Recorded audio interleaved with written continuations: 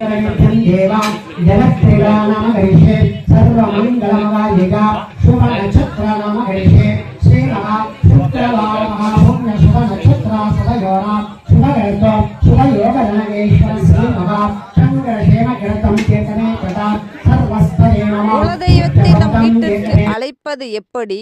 அழைத்த குலதெய்வம் நம் வீட்டில்தான் இருக்கிறதா என்று எப்படி தெரிந்து கொள்வது என்று பார்க்கலாம் வாங்க. பூஜை அறையில் ஒரு தீபத்தை ஏற்றி வைத்து ஒரு பித்தளை சொம்பில் சுத்தமான தண்ணீர் எடுத்துக்கொள்ளுங்கள். அதில் மஞ்சள் பொடி கொஞ்சம் போட்டு ஒரு எலுமிச்சம்பழத்தையும் போட்டுக்கொள்ளுங்கள். பௌர்ணமி மாலை உங்கள் குலதெய்வத்தை மனதார பிரார்த்தனை செய்து கொண்டு இது செய்ய வேண்டும். வைக்கும் தண்ணீர் பூஜை அறையிலே இரவு முழுவதும் இருக்கட்டும். அடுத்த நாள் காலையில் வைத்த தண்ணீரில் எலுமிச்சம்பழம் மிதந்தும் நீர் குறைந்தும் காணப்பட்டால் குலதெய்வம் வந்துவிட்டது என்று அர்த்தம். வைத்த நீர் அப்படியே இருக்கிறது, எலுமிச்சம்பழம் மூழ்கி இருக்கிறது என்றால் குலதெய்வம் வரவில்லை என்றார்.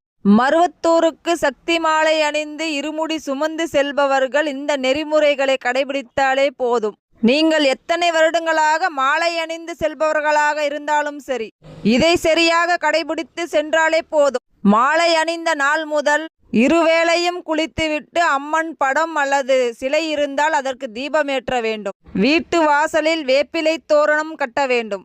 தாய்க்கு ஒரு செம்பு நீரில் மஞ்சள் கலந்து வேப்பிலை போட்டு பிரசாதமாக வைக்க வேண்டும். ஒரு வேளையாவது சக்தி கவசம் படிக்க வேண்டும். மிகுந்த வசதியாக இருப்பவர்கள் அனைத்து சக்திகளையும் ஒன்று திரட்டி அன்னதானம் கொடுக்கலாம். வசதி இல்லாத சக்திகளாக இருந்தால் அன்னதானத்தில் கலந்து கொண்டாலே போதும். அன்னையை ஒரு மனதாக நினைத்து கோவிலுக்கு சென்று வந்தாலே அன்னையின் அருளாசி கிடைக்கும். அன்னையின் பரிபூரணமான அன்போடு உங்கள் வாழ்க்கை வசதி பெருகும். ஓம் சக்தி பராசக்தி.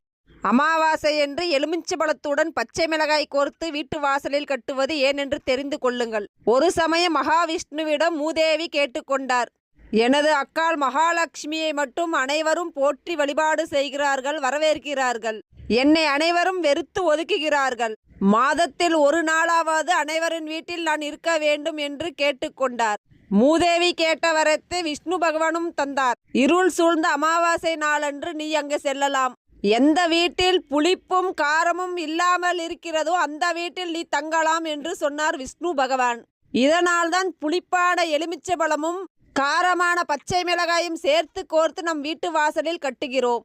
வீட்டுக்கு வரும் மூதேவி அதை பார்த்து விட்டு சென்று சம்பாதிக்கும் பணம் கையில் நிற்க மாட்டேங்குது, சேமிக்கவே முடியவில்லை என்று சொல்பவர்கள் இதை செய்யுங்க. சனிக்கிழமை நாட்களில் 3 கருப்பு நிற குடையை வாங்கிக்கங்க.